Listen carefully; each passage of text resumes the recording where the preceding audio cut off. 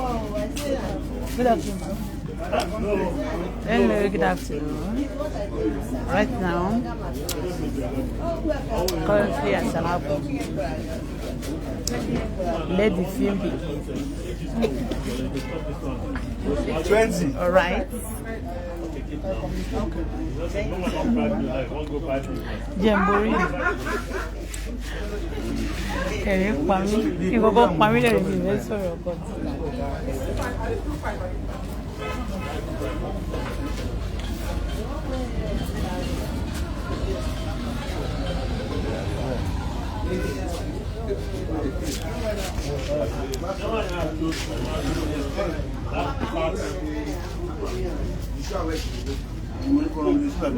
No, she left by herself. She has done it before. Well, many times.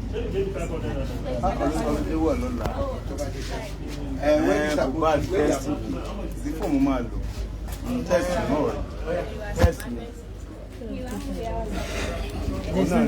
What's in law? We can even tell the person maybe we should wait for himself because we are already sitting down. Let's 20 minutes. The person that we want to the place.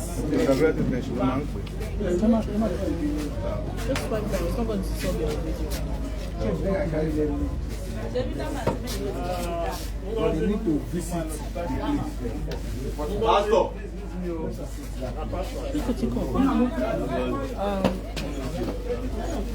Confirm what? I said that you don't carry it. Okay. After the war, you don't have to stop it, you can just pause it. But when I called you,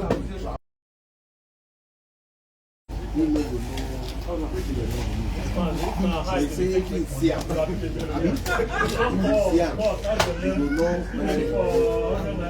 And even if there is no light in Alago. The Nigerian government, there is no light here. Eh? Ha. Please now, put lights here now. There's no light in their office. Everybody wants to die here. Kilo Shele. Interpol office, you know. What is happening? Their Interpol office, there's no light here. They are suffering. People are suffering. What happened?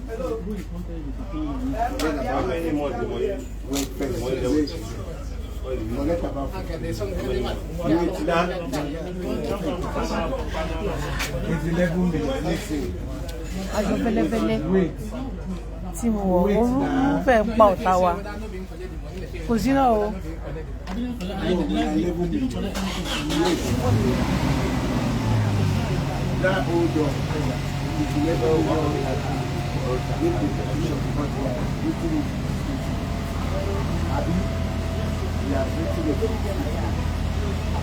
If you are writing a report, you don't follow petition. The benefit of getting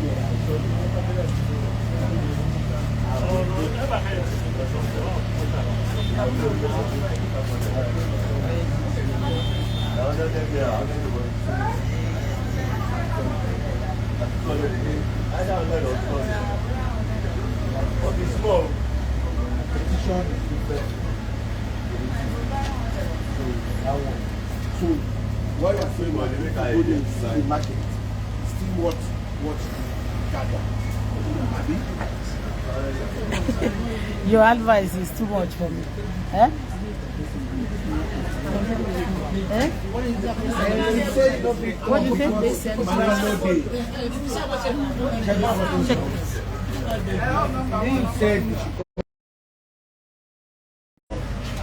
Egg wow. This place is like air fire.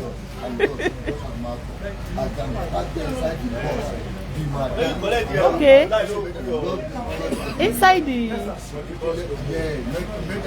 Nigeria Central.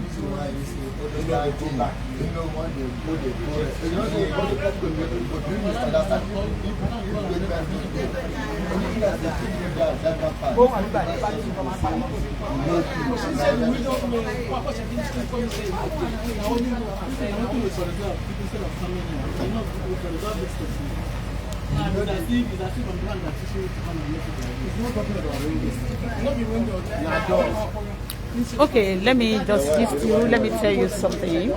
I'm right down as in Alabama.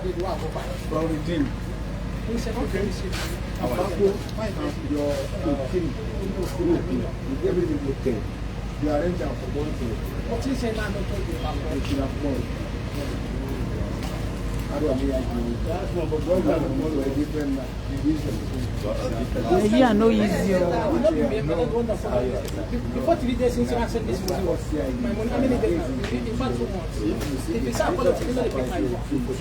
This is the police office in Tapo, Alagbo. Interpol our buying in Alagbo. How are you?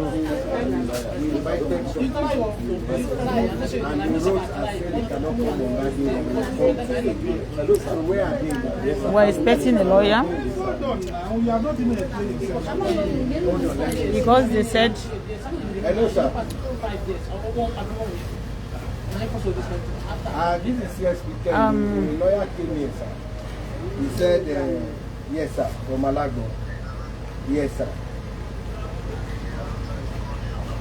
Okay, sir. Okay. Yes, sir. Yes, sir. we are expecting. What they said is that the letter that I have with me. Okay. We have to direct the letter to the IG. I mean AIG. And they have many AIG. I think the one in the Interpol in Alagbo here.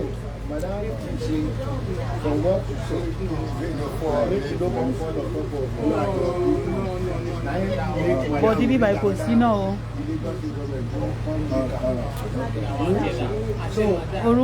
And I told him, this is why you said that. But for Luca to be able to bring that place to people to break. If you come backfire, so you get people there. You say it's called backfire. But how we do it? Because she did, she don't say okay. If you I don't want to speak too much because I don't want to interrupt people are talking. They, you know, some cases that they are just standing to do some cases because their office are very hot.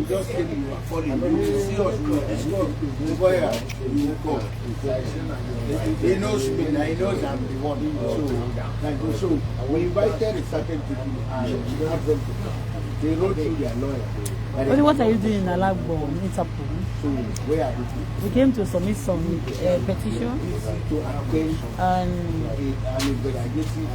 we want some things to be, we want to put some things legally. We want to have our freedom. We don't want people to be telling us when we are saying the truth, telling us that we are lying. We want to prove whatever we have been saying. So people go call it well, very well. I'm here with my daughter. Look at her. And this is our policemen standing, doing cases on their feet. Because the office is hot, like hellfire. So, no light. In this Interpol office, I think there is a laboratory. Although it's not in this compound, but houses here, they are like shook. Place is shook. This place is shook, man.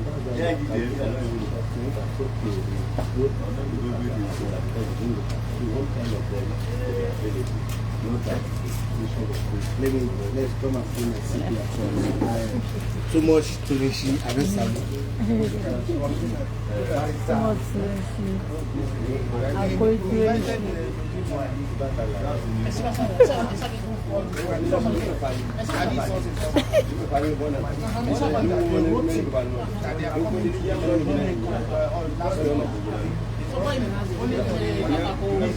Except show sick. Eh?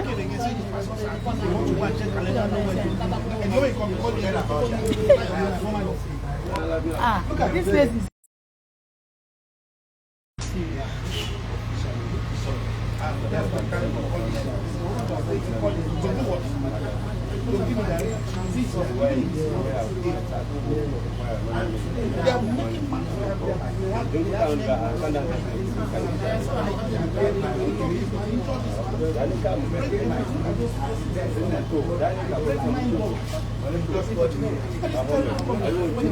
why are you worried? Everybody advising. Why are you worried? What kind of God are they control stop? If it's not a court,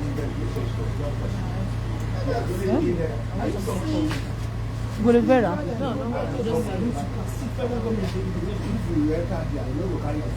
Sorry, let's get this. What do you want to know?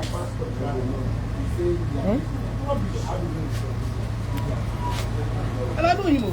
Why people, a lot of people are advising.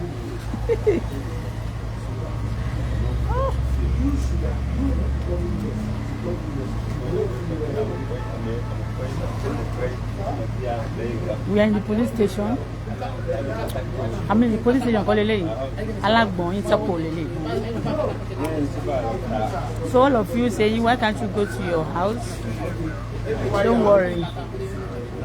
Never worry. Okay, sir. I'll do that now, sir. You crazy, me? All right, sir. I'll do that.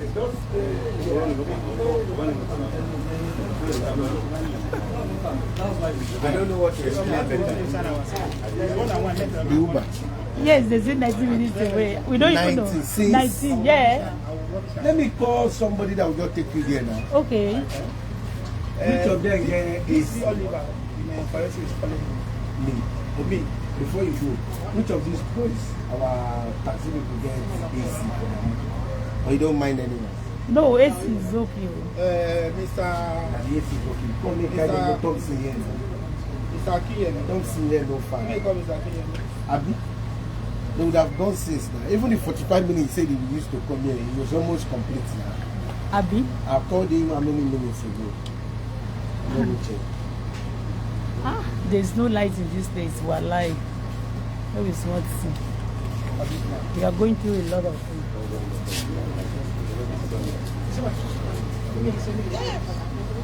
Ask him his name.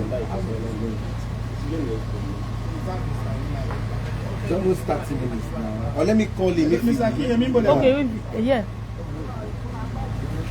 Where are you? They don't have any books in there. Okay, can we get anything cold around here? Yeah, it's over. Drink. Go.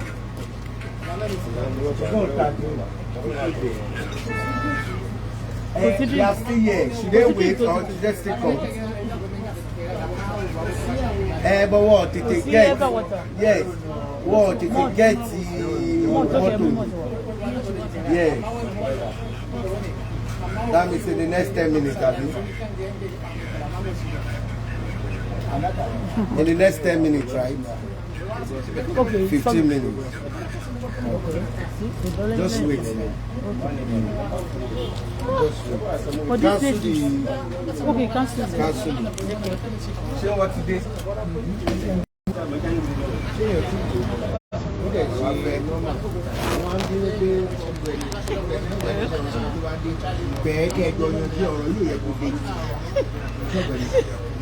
Ori ẹni kọ́ tó.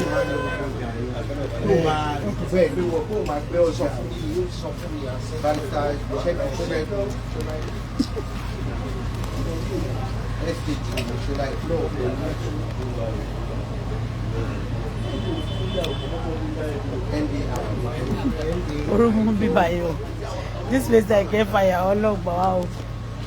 Not this place, Nigeria.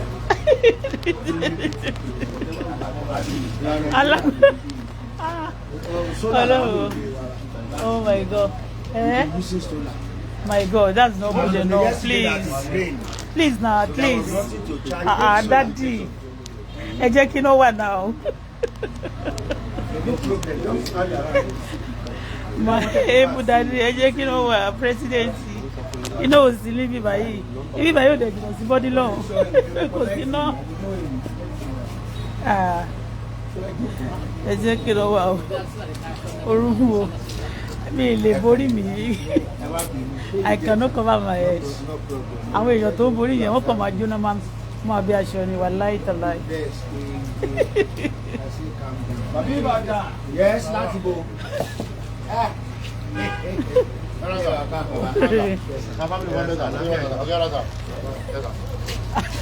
Àti jẹ́ Interpol. Ẹjọ́ tó wà ní United Nations àti gbé wá sí Interpol a máa tún lọ Abuja. Dádì wa ọ̀pọ̀ ẹgbẹ́ tó kù. We are coming to see you, sir. I will come and greet you.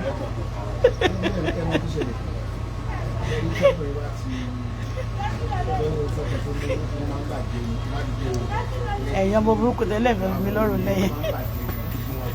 Òbí wà o. Ẹ̀sìn bọ́.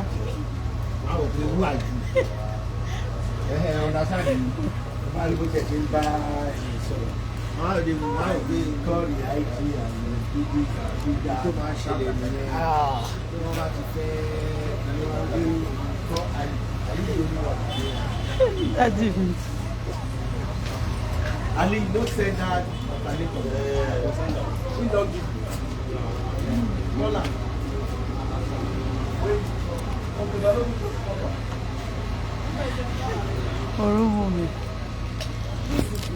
Okay, how much is it?